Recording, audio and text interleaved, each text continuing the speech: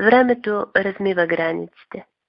Никога не съм вярвала, че ще се срещам с децата си извън дома, че няма да ги чакам на прага, а от кухнята да се носи аромата на любимите им ястия.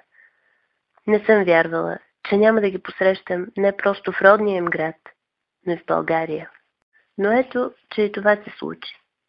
Срещнахме се в Кипър, в един от най-големите кипърски градове – Лимасол.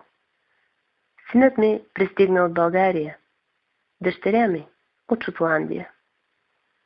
В Кипър сред палмите, делвите и бреговете на Средиземно море, сред потънали в цвят и аромат улички и къщи с ярки прозорци и врати, прекарахме няколко незабравими дни във връзка с проекта Образование за развитие. Тези международни проекти са една чудесна малка вратичка, която те отвежда в чужди земи. Запознават се с нови хора, дават ти възможност да прецениш къде си по пътя на професионалното си развитие и да се съпоставиш с другия свят.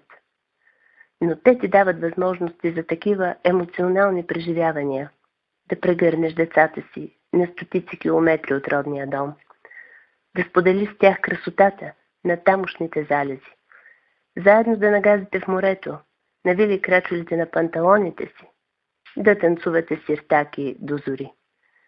И тогава усещаш, че няма граници.